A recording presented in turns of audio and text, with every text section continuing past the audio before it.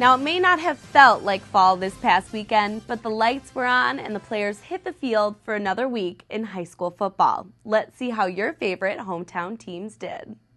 Utica taking on Anchor Bay. First play of the game. Pegasic black to pass. Picked off by Anchor Bay. They would drive it down to the 1 and to make it 7-0. Quarterback sneak into the end zone. Utica would get the ball back, but stall out, punting. Blocked by Anchor Bay and recovered by Andrew Zalicki. Jacob Paul cutting his way through Chieftain defenders to make it 14-0. Second quarter, Anchor Bay Tars driving, but intercepted by Kevon Higdon. Anchor Bay in the end zone. Michael Harper reaching for the end zone, but Utica stops him shy. But Utica's defense would stop them at the goal line going into the half with still the score 14-0 Anchor Bay. On to the second half. Utica, big hit by Hitesh Kumar and Elijah Huey. But the Chieftains were plagued by miscues. Kevon Higdon touches this punt. Jacob Paul jumping over Chieftain defenders and mashing right stick. And Jacob Paul wasn't done. Carrying Chieftain defenders into the red zone. But Anchor Bay's drive would stall out. They would come away with a field goal and go up 17-0. But Anchor Bay wasn't done there. Bryce Heaney puts on the afterburners. Nobody can catch up. 7 more points. Ensuing kickoff, onside. And nothing is going Utica's way. Anchor Bay ball. And to put Anchor Bay up 31-0, Jacob Paul. Nobody touches him. Little misdirection, Michael Harper.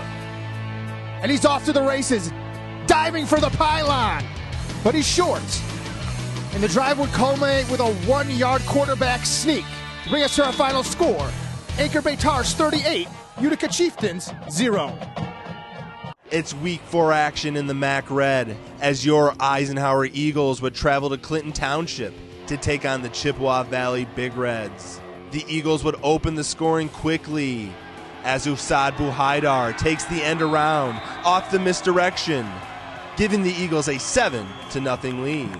But the Big Reds, however, would come stumbling out of the gate as the Eagles' Alex Schmidt recovers the fumble on their opening drive. And the Eagles would look to capitalize on the turnover, and they would make them pay as Morris takes the pitch and breaks the plane of the end zone, giving the Eagles a 14-0 lead. But the Big Reds would start to fight back as Tommy Schuster steps back to pass and finds John A's Owens in the back of the end zone for a Big Reds touchdown, cutting the Eagles' lead to 7. Max Whitworth says, "Whatever you can do, I can do better," as he finds Buhaidar wide open deep downfield, and no one is catching him as he puts the Eagles up 21-7. Now late in the second quarter, the Eagles would start to pile it on as Whitworth finds Morris on the short pass, and Morris takes it to the house, giving the Eagles a 28-7 lead heading into the halftime break. And now in the third quarter, the Big Reds would start chipping away at the lead as Javon Gibson bulldozes his way in for 6, cutting the Eagles' lead to 14. On their next drive, the Eagles would pull a rabbit out of the hat as Ben Metz gets the pitch from Morris on the end around, and he finds Buhaidar wide open, and he's in for another touchdown, making the score 35-14.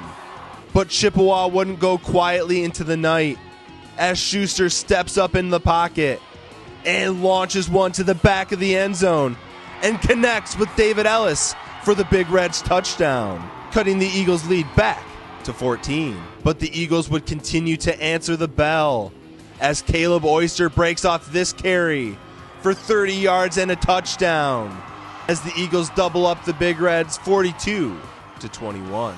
But those pesky Big Reds wouldn't go down without a fight as Andre Chenault fights his way into the end zone, cutting the Eagles' lead back to 14. But the Eagles would give the ball right back as Brian Sheweck picks Oyster's pocket, and he's off to the races as he takes it all the way home for 6, cutting the Eagles' lead back to 7 late in the fourth quarter. But Caleb Oyster would continue his best Jack Preventure impersonation as he looks like he's playing Madden on his way to this touchdown. As the Eagles go back up by 14, Tommy Schuster would try to keep the Big Reds in it with under a minute to play as he takes in the QB sneak, cutting the Eagles' lead back to 7. And now needing to just run out the clock, disaster strikes as Caleb Oyster coughs up the ball, and it is recovered by Chippewa with under a minute to play. The Big Reds would get 2 last heaves to tie the game from just inside Eagles territory, but both passes would be broken up in the end zone as the Eagles hold on to a 49-42 victory. Next up, Romeo.